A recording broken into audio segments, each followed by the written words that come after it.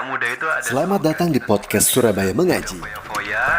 Bincang ringan berfaedah. Masuk surga. Yang paling saya khawatirkan kepada kalian itu dua hal. Podcast Surabaya Mengaji bersama berbagai narasumber. Yang kedua adalah mengikuti hawa nafsu. Podcast Surabaya Mengaji. Bismillah, Assalamualaikum warahmatullahi wabarakatuh. Alhamdulillah, salatu wassalamu ala rasulillah.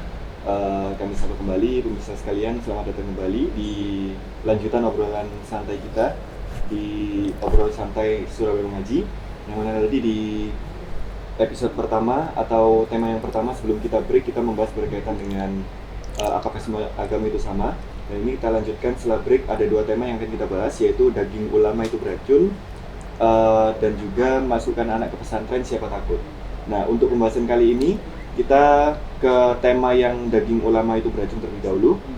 Masih bersama guru-guru kita, yaitu Ustadz Abu Yusuf Ahmad Jafar dan juga Ustadz Abu Ubaidah As-Sidawi.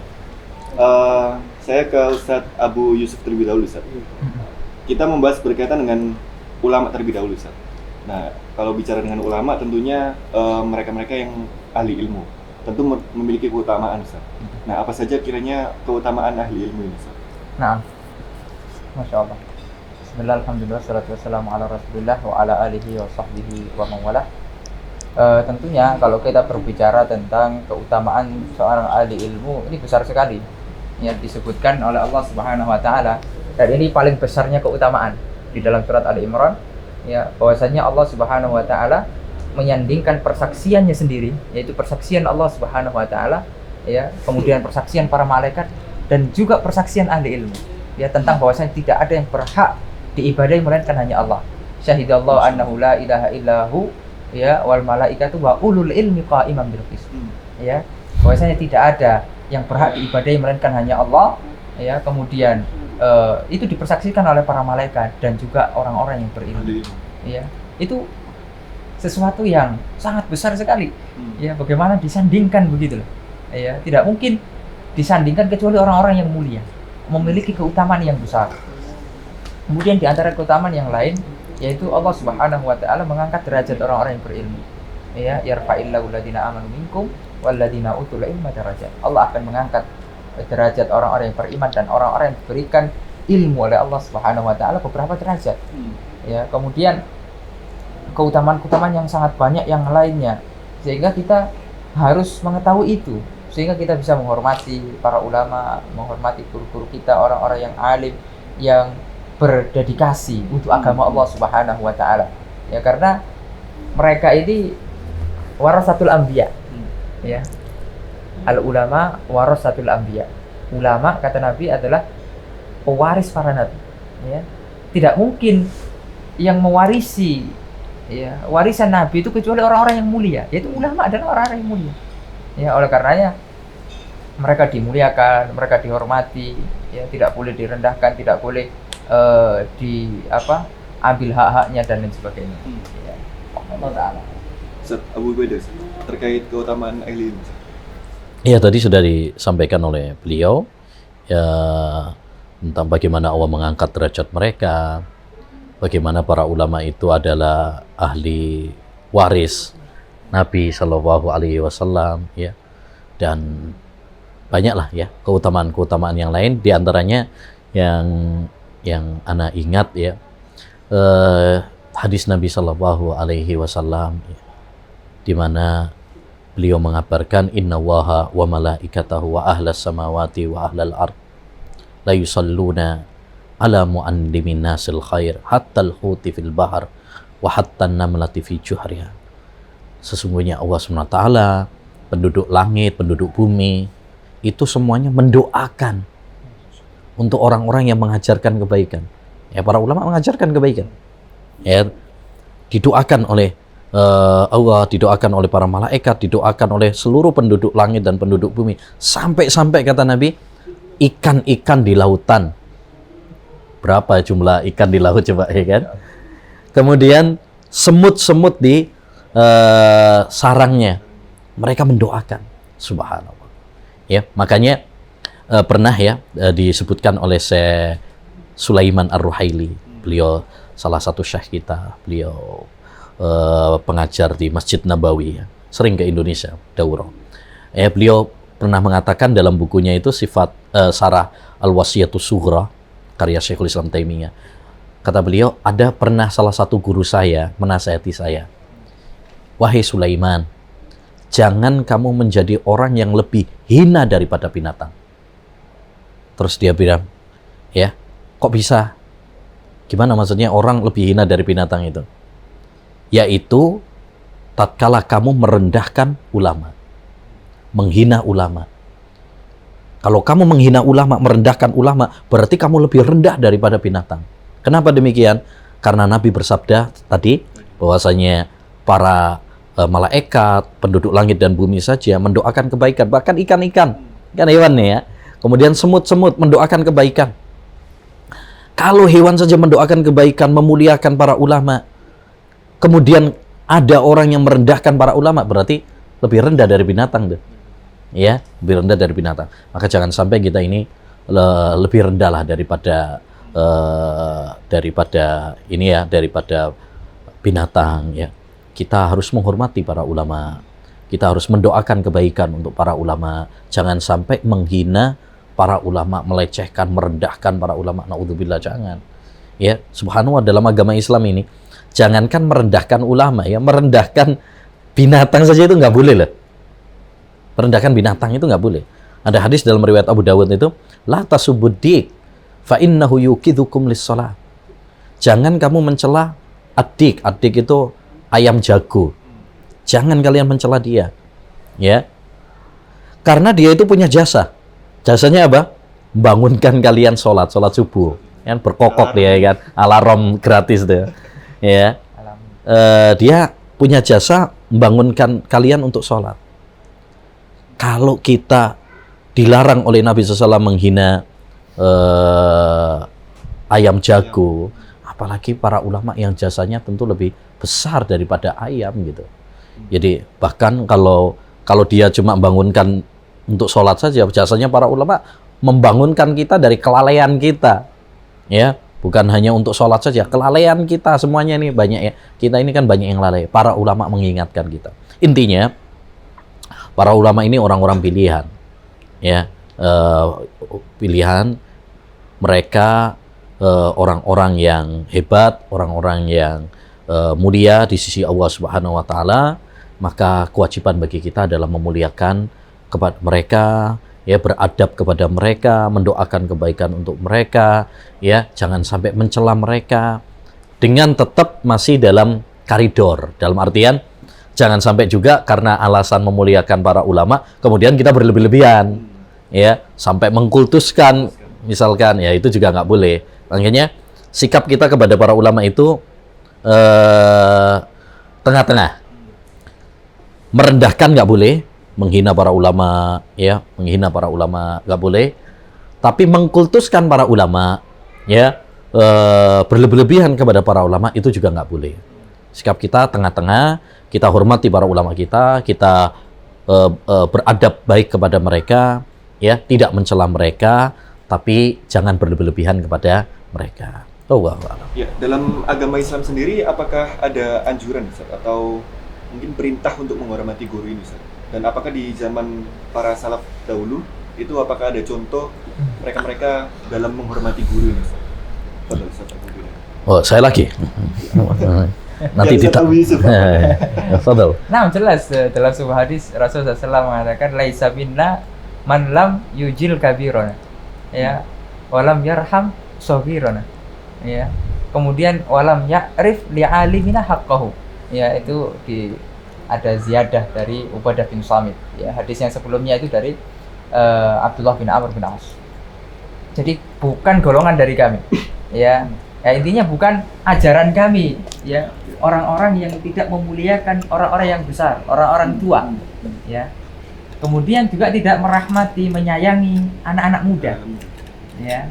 Kemudian tidak mengetahui hak-hak seorang yang berilmu, hak-hak orang yang alim. Ya, mereka punya hak, mereka punya hal-hal yang harus kita jaga, ya, kehormatannya dan lain sebagainya. Kemudian ada suatu kisah, yaitu Zaid bin Sabit dengan Abdullah bin Abbas, ya. Nah, ini kemudian dijadikan dalil tentang bagaimana menghormati ulama ya, itu mencium tangan. Masya Allah. Ya, kita memang tidak terlarang ya untuk mencium tangan seorang alim, akan tetapi yang dilarang adalah kemudian kita terlalu menunduk sampai derajat kepada kita rukuk dan adapun tidak, ya itu tidak mengapa. Ya itu kita lakukan kepada guru-guru kita yang sepuh ya, yang memang mereka sudah berjasa kepada kita. Ya tidak mengapa. Ya. Kemudian Abdullah bin Abbas, karena beliau adalah muridnya Zaid bin Sabit. Abdullah bin Abbasnya belajar kepada Zaid bin Sabit. Zaid bin Sabit ini kan termasuk di antara qurra. Ya, ahli Al-Qur'an ya. Ahli Al-Qur'an. Kemudian dia dihormati oleh Abdullah bin Abbas. Ya. Inilah yang diperintahkan kita ya, yaitu di kalangan para sahabat kepada ulama kami. Ya, ketika itu Abdullah bin Abbas menganggap Zaid bin Sabit sebagai ulama.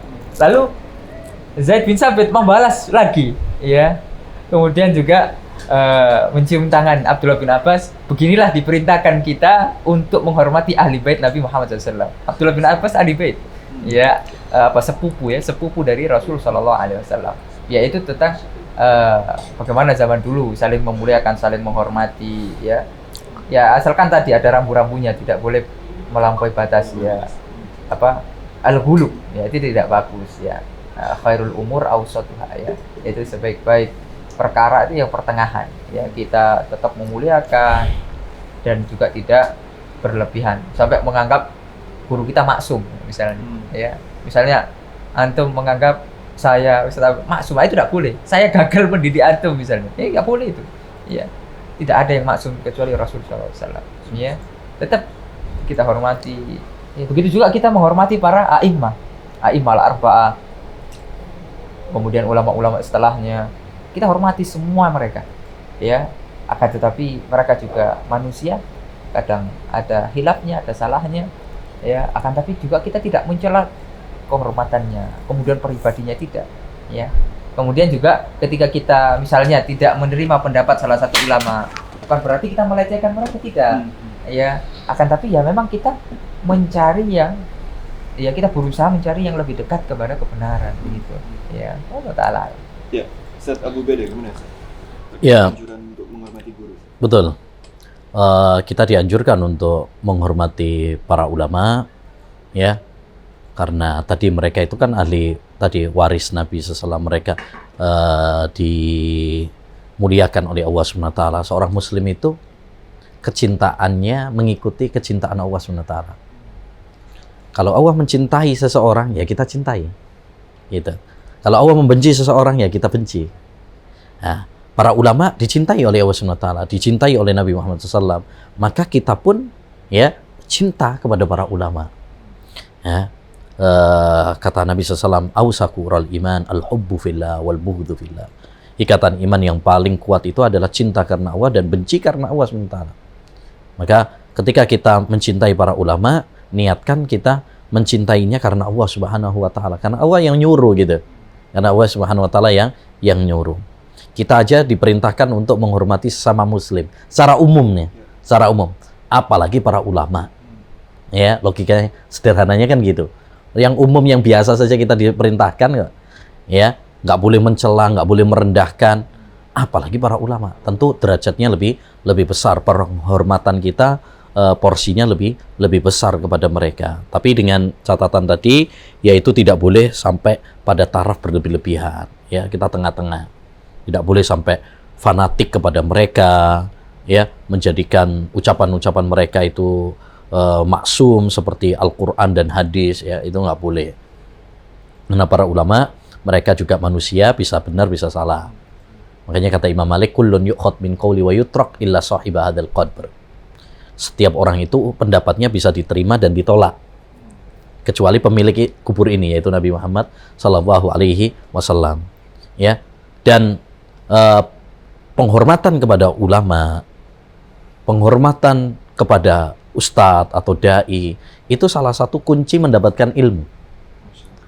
Artinya, kita kalau mau pengen mendapatkan ilmu, salah satu kuncinya ya menghormati ustadznya. Kalau kita sudah nggak seneng nih sama ustadznya, gimana mau dapat ilmu, ya? Ya, gimana mau dapat ilmu?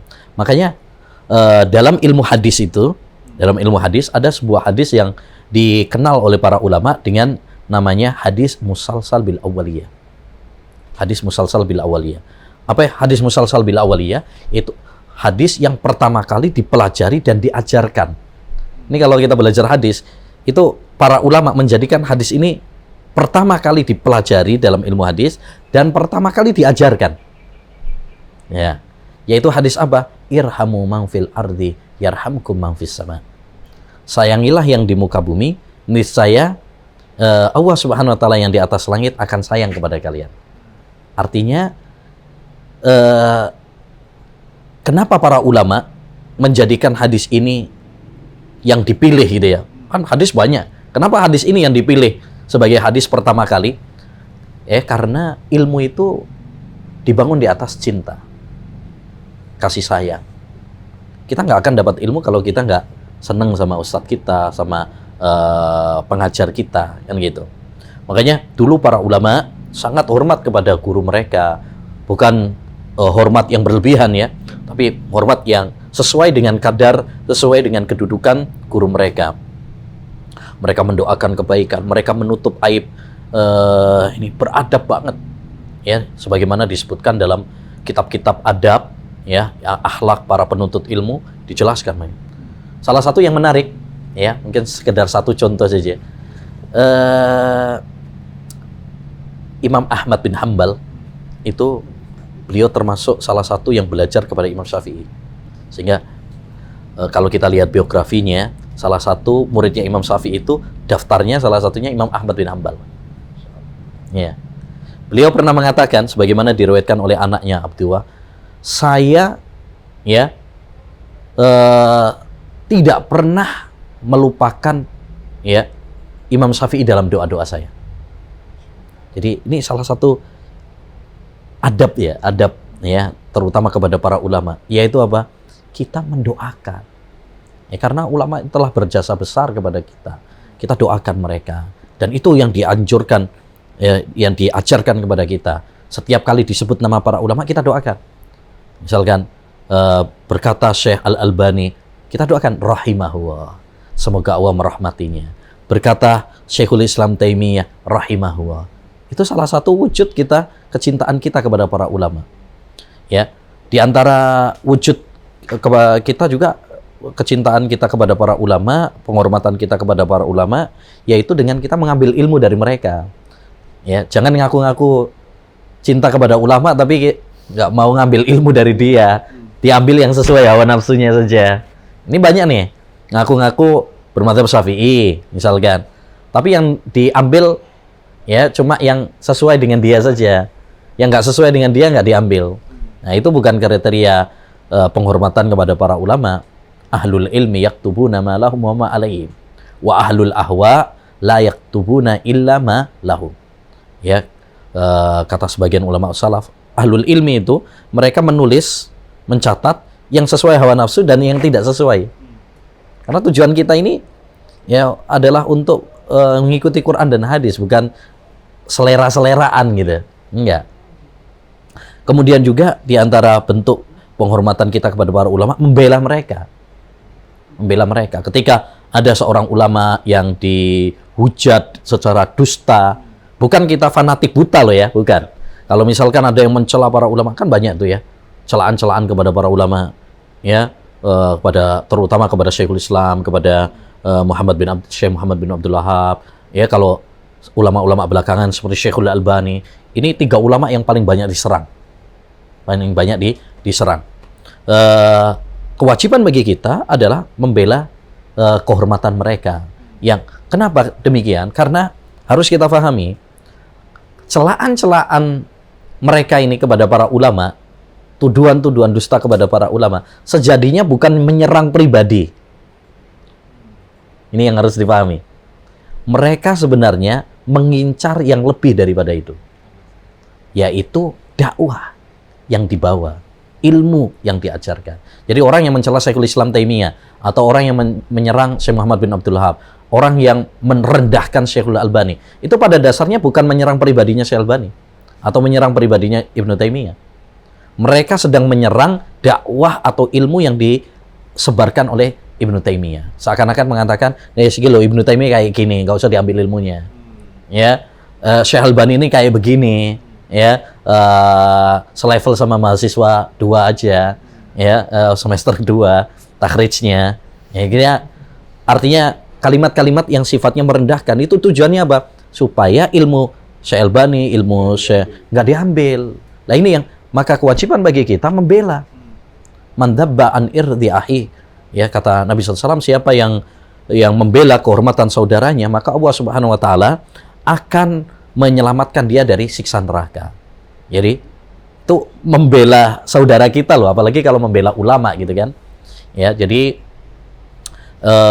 kita wajib mencintai para ulama, membela para ulama, termasuk membela mereka dari kedustaan-kedustaan. Bukan kita membela itu secara membabi buta. Ya, kalau memang Syekhul Islam keliru dan kritikannya benar, ya kita terima. Tapi kan kebanyakan celaan-celaan ini bukan sudah dusta, kemudian juga tidak ilmiah. Ada istilah orang Indonesia, ada udang di balik, ya. Ada maksud. Iya, ada udang di balik nampan ya. Jadi ada maksudnya lah istilahnya, bukan ya ada tujuan dia di balik itu ada gitu. Nah ini bisa diketahui dari rekam jejaknya dia, dengan ucapan-ucapan dia itu bisa diketahui, ya, indikasi-indikasi itu bisa diketahui. Nah, maka orang seperti ini harus, ya, umat itu harus diberi pelajaran, maksudnya oh ini nggak benar, kita harus membela, ya. Ulama-ulama nggak boleh dicela seperti itu, ya kan kadang ada wah ini ulama kalian dikritik gitu aja, ya kalian kebakaran jenggot gitu kan. Kalau kritikannya ilmiah nggak ada masalah atau tidak dusta gitu ya kan. Tapi permasalahannya adalah kritikan tersebut, ya sudah dusta, tidak ilmiah, ya, dan ada tujuan tadi. Nah ini yang harus kita fahami, ya, bahwa serangan-serangan kepada para ulama itu pada hakikatnya bukan kepada pribadi para ulama, tapi mereka sedang menyerang dakwah sunnah, menyerang al-haq, kebenaran yang dibawa oleh para ulama tersebut. Ya, wallahu a'lam. Ya, sebelum ke pembahasan berikutnya, kami ingatkan kepada para pemirsa sekalian, bagi yang menyimak bisa ajukan pertanyaan, bagi yang ada pertanyaan bisa disampaikan di kolom komentar, baik di live YouTube maupun di live Facebook. Insya Allah nanti akan kami bacakan di akhir pembahasan terkait tema daging ulama itu beracun. Baik, berikutnya Ustaz, terkait ghibah, Ustaz, ghibah kepada ahli ilmu. Nah, kita ketahui bahwasanya dosa ghibah sendiri kepada kaum muslimin saja dilarang, Ustaz, apalagi kalau di ahli ilmu. Nah ini bahayanya gimana, Ustaz? Nah, ya tentunya lebih besar ya. Kalau di dalam ilmu itu ada namanya qiyas aulawi ya. Kalau sesama muslim yang biasa levelnya kita sesama gitu ya, sesama teman itu tidak boleh, apalagi yang derajatnya itu lebih tinggi dari kita, itu para ulama.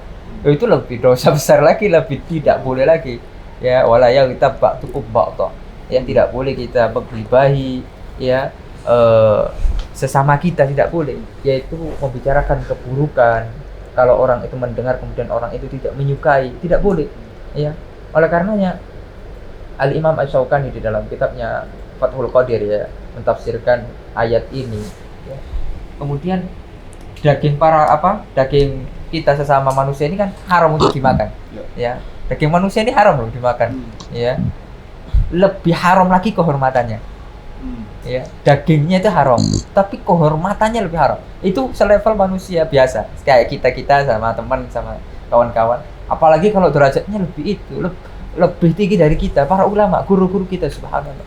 Ya, itu lebih lagi gitu. Dan itu dosanya besar sekali. Ya, kemudian kita menjatuhkan kehormatan mereka, bahkan mungkin merendahkan fisiknya, naudzubillah. Ya, naudzubillah. Ya, kemudian merendahkan profesinya. Ya, sebagian saya pernah mendengar itu merendahkan profesinya gitu. Ini kan bahaya sekali. Apa hubungannya keilmuan dengan profesi? Tidak ada hubungannya. Semisal ya, sebagai contoh, ada yang menghina Syekh Nasiruddin Al-Albani rahimahullah karena beliau hanya sebagai tukang jam kerjanya, servis jam itu. ada hanya servis jam aja kok ngomong hadis itu. Apa hubungannya? Justru itu kan kemuliaan, mencari mukafa'ah dengan tangannya. Bukankah para nabi mereka juga bekerja? Ada yang tukang besi, ada yang tukang kayu, ada penggembala kambing. Tidak ada hubungannya. Kemudian dia punya keahlian dengan memperbaiki jam. Lalu dia juga punya keilmuan. Ya, ini kan terkadang orang-orang ini begitu ya. Tidak mengetahui bagaimana hak-hak para alim, bagaimana mereka pembelaan terhadap sunnah yang telah mereka lakukan luar biasa. Ya, oleh karenanya ya dosanya tentunya lebih besar. Ya, lebih besar, dan kita harus hati-hati dengan dosa ini. Ya, jangan sampai kita menjadi orang-orang yang bangkrut. Ya, kita membicarakan orang, membicarakan aib-aib orang. Ya, itu adalah dosa besar yang akan nanti kita pertanggungjawabkan di hadapan Allah ya Azza wa Jalla. Percuma misalnya kita ahli ibadah, kita rajin sholat tahajud, sholat jamaah, puasa sunnah, puasa wajib, semua kita lakukan. Akan tapi ya syatamahada, kita mencela orang, kita menggibah orang, apalagi mencela ulama. Ya, ada seorang perempuan itu begitu ditanyakan kepada Nabi, ya Rasulullah SAW, ini perempuan rajin puasa, rajin sholat malam, ya mungkin juga rajin sedekah, akan tapi dia juga mencela itu, menggibahi saudaranya, ini mengambil kehormatan saudara. Apa kata Nabi? Wahiyya finnar. Ya, maka wanita tersebut adalah bagian dari penduduk neraka. Ya, jadi kalau sesama biasa ya, sesama kita, sesama, apalagi ulama gitu loh. Ya, oleh karenanya kita harus hati-hati ya, kita jaga lisan ya, karena dosa yang paling besar itu ya dilakukan itu oleh lisan kita ini, bahaya ya. Oleh karena tak bertulang itu ya, tak bertulang tapi bahaya, kadang bisa menyebabkan peperangan loh hanya dengan lisan ini, celaan, subhanallah. Kadang kita diseset pedang, dipukul, itu kan kalau sakitnya hilang sudah hilang permasalahan, tapi kalau kita sudah dicela, itu hilangnya susah loh. Hilangnya susah, bisa bertahun-tahun.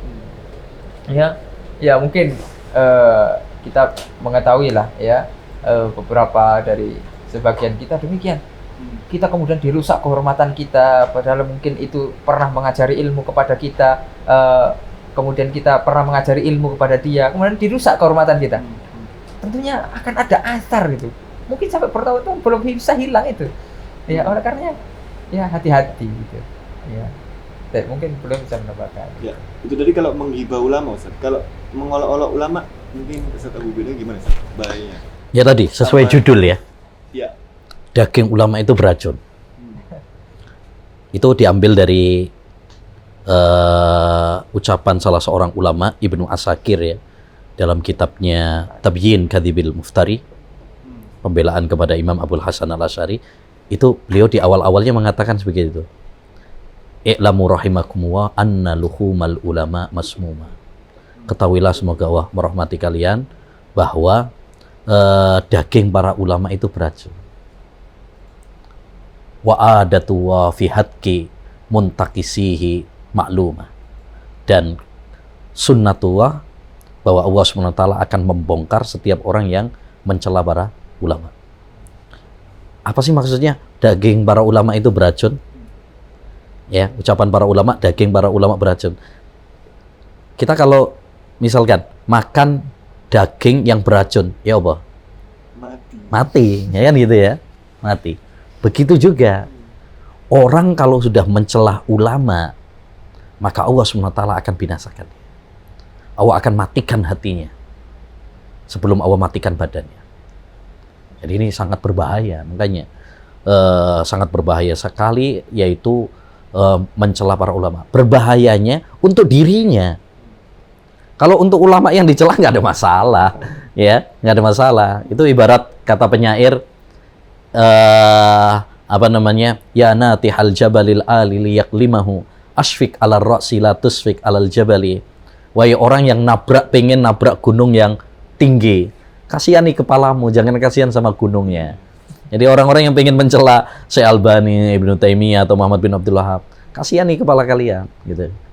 Ya, kalau para ulamanya nggak ada masalah. Mereka malah dapat transfer pahala dengan orang-orang yang ini, semakin banyak orang yang mencela, mereka malah dapat pahala.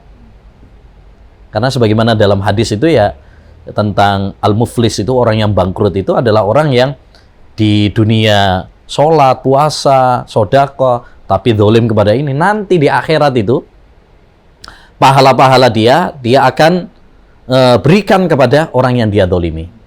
Sampai kalau kemudian pahalanya dia habis, hisab belum selesai, maka dosa-dosa orang yang dia dolimi akan ditransfer kepadanya. Jadi ini bahaya sekali, mencela para ulama ini sangat berbahaya, dan inilah tanda-tanda ahlul bid'ah yang harus kita ketahui bersama, bahwa kalau ada kita dapati orang sudah mencela para ulama, merendahkan para ulama, ini berarti tanda-tanda ahlul bid'ah ada pada dia. Disebutkan oleh Imam Abu Hatim Ar-Razi, ya, alamatu ahlil bid'ah al-waqi'atu fi ahlil athar. Tanda ahlul bid'ah itu adalah kalau dia mencela ahlul athar, para ulama ahlus sunnah wal jamaah. Ya, karena mencela para ulama itu nggak sama seperti mencela orang biasa. Kalau misalkan nih, kalau ada orang mencela orang biasa gitu ya, efeknya nggak terlalu berat gitu lah. Ya. Tapi kalau mencela ulama, ini bukan hanya pribadinya ulama saja, dakwah yang dia bawa, ilmu yang dia bawa. Sama seperti orang mencela misalkan presiden gitu ya, mencela presiden. Orang yang mencela presiden itu nggak sama hukumnya seperti mencela orang biasa. Karena kalau mencela orang biasa efeknya hanya untuk dia. Tapi kalau mencela pemerintah itu bisa menggoyang keamanan suatu negara. Gitu kan? Nah, ini kalau kepada para ulama, nah ini. Akhirnya kan orang nggak percaya. Kalau misalkan nih, Syekh Albani direndahkan, Ibnu Taimiyah direndahkan. Akhirnya apa? Orang nggak mau ngambil ilmu dari ilmu-ilmu dari Ibnu Taimiyah atau dari Muhammad bin Abdul Wahhab atau dari Syekh Al-Albani karena sudah dicela tadi, sudah dihabisi, ya. Nah, jadi tentu ini sangat berbahaya sekali. Tapi gini mas, itu kan bahaya bagi dia. Tapi para pencela itu pasti ada. Di setiap zaman pasti ada. Jadi kita kalau misalkan ada para pencela tersebut, ya tetap ya kita optimis, husnudzon bahwa ini adalah iklan gratis. Makanya walaupun Syekh Albani misalkan dicela, itu iklan gratis untuk dakwah sunnah sebenarnya. Semakin dicela, dakwah ini semakin berkembang. Ya, semakin berkembang. Wa idza arada Allahu nasra fadilatin tuyat atahalaha lisana hasudi.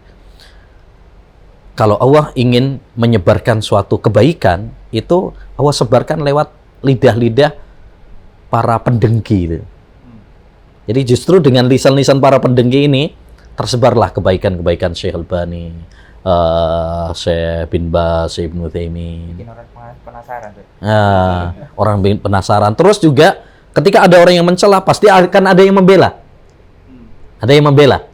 Nah, di situ kehormatan dia akan semakin berkembang. Seperti misalkan kasus ya beberapa waktu yang lalu ya, tatkala Nabi kita dicela oleh Presiden Prancis ya.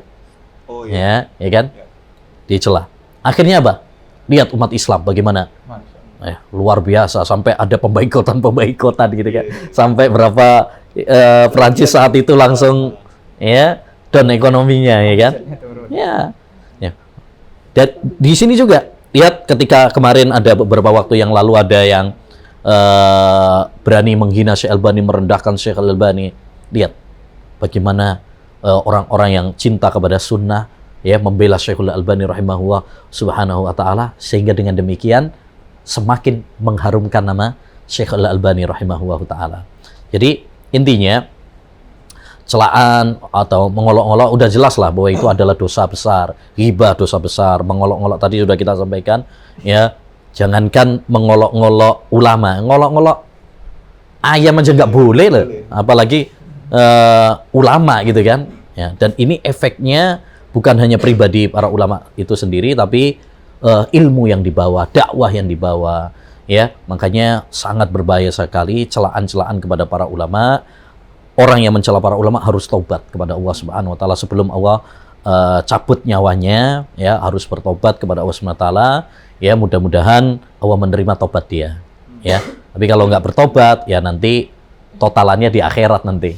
Ya, totalannya di akhirat. Nah ini, ya, yakinlah bahwa engkau mencela para ulama itu tidak membahayakan ulamanya, tapi membahayakan dirimu sendiri.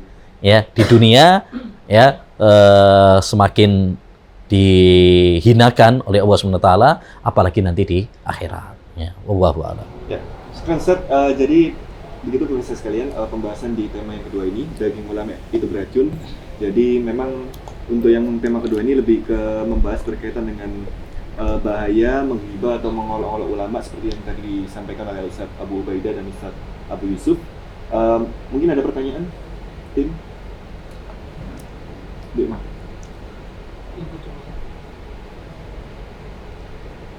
Ya, ini ada satu pertanyaan Ustaz dari pemirsa di YouTube berkaitan dengan mencela para ulama ini Ustaz. Bagaimana ketika ada seorang ikhwan yang sudah ngaji, dia menamai guru-guru itu dengan penamaan yang buruk seperti preman-preman atau bahkan mendoakan keburukan seperti qatalahumullah, karena barangkali di pandangan dia ada ketergelinciran atau kesalahan dalam ustadz-ustadz tersebut. Nah, ini bagaimana Ustaz? Dan bagaimana kita memandang permasalahan seperti ini, Ustaz Abu Yusuf? Nah, ya kalau yang dicela, dihina itu yang membawa sunnah, mengajarkan tauhid itu tidak boleh. Walaupun mungkin ada pribadi dia yang salah, itu tetap tidak boleh.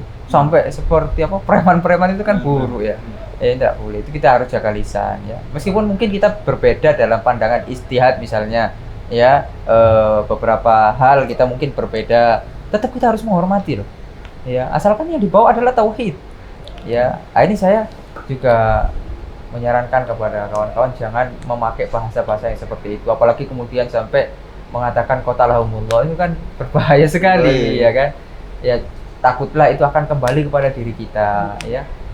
Ya, mungkin kita harus perbaikilah lisan kita, karena ya memberi lakop-lakop buruk itu ya memang sudah terjadi ya, bukan hanya mungkin di Indonesia, di Timur Tengah bahkan terjadi. Oleh karenanya di antara buku yang sangat bagus ya, yang mungkin bisa kita baca, kita kaji berulang-ulang, dan alhamdulillah kita juga beberapa kali mengkajinya, kitab guru kita Syekh Abdul Muhsin Al-Abbad hafizallahu taala wa ra'ah, Rifqan Ahlus Sunnah bi Ahlus Sunnah, ya lemah lembut sesama Ahlus Sunnah. Ya, terkadang 1-2 permasalahan atau mungkin kadang permasalahan pribadi misalnya, itu kemudian dibawa-bawa ke dalam dakwah, kemudian bahkan ya yang biasanya yang ribut ini kan pengikut-pengikutnya gitu. Ya, jadi ya kita sangat sedih dengan kenyataan yang demikian ini. Oleh karena itu harus terus dikaji, diulang-ulang agar ya kita ini semakin lemah lembut, menjaga lisan kita. Ya, nikmat lisan ini kan luar biasa. Ya, kita harus gunakan dengan bahasa-bahasa yang baik. Jangan kemudian kita menggunakan bahasa-bahasa yang akan menyakiti saudara kita yang lain. Ya, Allah Ta'ala. Gimana Ustaz Abu Ubaidah? Ya, itu bahayanya ilmu tanpa adab, ilmu tanpa akhlak, itu sangat berbahaya. Jadi orang yang belajar ilmu agama harusnya semakin baik adabnya, harus semakin baik akhlaknya. Kata Al-Khatibul Baghdadi di awal bukunya Al-Jami' li Akhlaqi Rawi wa Adabi Sami' begitu. Jadi hendaknya para penuntut ilmu itu akhlaknya lebih baik daripada orang awam biasa. Karena dia kan semakin dia ngaji hadis-hadis Nabi, hadis-hadis itu isinya akhlak, adab gitu. Dan ini ya salah satu yang perlu kita perbaiki pada sebagian ya teman-teman yang baru ngaji terutama, yaitu kurang dalam masalah adab, dalam masalah akhlak, terutama kepada ustadz, kepada guru, masih sering menggelari yang dengan gelar-gelar yang dilarang oleh Allah Subhanahu wa taala. Wala tanabazu bil alqab. Jangan kalian saling memberi gelar-gelar yang buruk gitu ya, yang melarikan. Ya nggak boleh. Ya, itu tidak diperkenankan. Sama muslim aja nggak boleh. Apalagi sama ustadz gitu kan. Apalagi sama ustadz. Walaupun kita berbeda pendapat, ya dalam suatu permasalahan, tidak semua perbedaan itu menjadikan kita bermusuhan. Ya, kata Syekhul Islam Taimiyah rahimahullah dalam Majmu'ul Fatawa itu ungkapan yang sangat bagus sekali. Beliau mengatakan al-ikhtilafu fil ahkam aksar min an yandhabit. Perbedaan pendapat dalam hukum-hukum agama itu banyak. Ya. Walau annahu kullama ikhtalafa muslimani tahajara lam yabqa bainal muslimaini ukhuwatun wala isma. Andaikan setiap orang yang beda pendapat itu bermusuhan, maka nggak akan ada persaudaraan di muka bumi ini. Jadi tidak semua perbedaan itu mengharuskan kita bermusuhan. Mungkin kita beda pendapat sama ustadz ini, mungkin kita beda pendapat sama ustadz tersebut, tapi jangan sampai kepada mencela, menodai kehormatannya. Ini nggak boleh. Menarik. Ini satu athar yang sangat penting untuk diperhatikan bagi kita, terutama teman-teman yang ngaji ya, ikhwan akhwat ya, terutama di media sosial nih, ya sering terjadi apa istilahnya persilatan ya, dunia persilatan. Ada satu pernah terjadi di zaman sahabat Sa'ad bin Abi Waqqas. Ya, di sahabat itu kan nggak maksum ya, jadi kadang-kadang ada perbedaan juga. Ada terjadi perbedaan antara sahabat Sa'ad bin Abi Waqqas dengan Khalid bin Walid. Biasalah ada gesekan dikit gitu. Taib. Suatu saat ada seorang mencela Khalid bin Walid di hadapan Sa'ad bin Abi Waqqas. Paham ya? Nih ada Khalid bin Walid sama Sa'ad bin Abi Waqqas, ini dia ada gesekan gitu. Ada gesekan. Terus ada seorang ini memanfaatkan gesekan ini. Ya. Dia mencela sahabat Khalid bin Walid di hadapan Sa'ad bin Abi Waqqas. Biasanya kita kalau ada orang membicarakan lawan kita, wah itu malah seneng tuh. Yo, sok pancen ngono gue ya, tambah dipanasi gitu ya. Tapi tidak oleh sahabat Sa'ad bin Abi Waqqas. Beliau salah satu murid madrasah Nabi ya. Jadi ketika ada yang membahas Khalid bin Walid di hadapan beliau, walaupun beliau ada gesekan sama Khalid bin Walid, beliau mengatakan, innalladzi bainana lam yablugh dinana. Ya, diem kamu. Sesungguhnya perbedaan di antara kami, memang kami ada gesekan gitu ya, tapi tidak sampai pada taraf agama kami. Maksudnya, betul kami beda pendapat, tapi nggak sampai kami mencela dia, nggak sampai menghina dia, merendahkan kehormatannya, nggak sampai. Karena itu, kalau sudah sampai seperti itu, berarti tercela.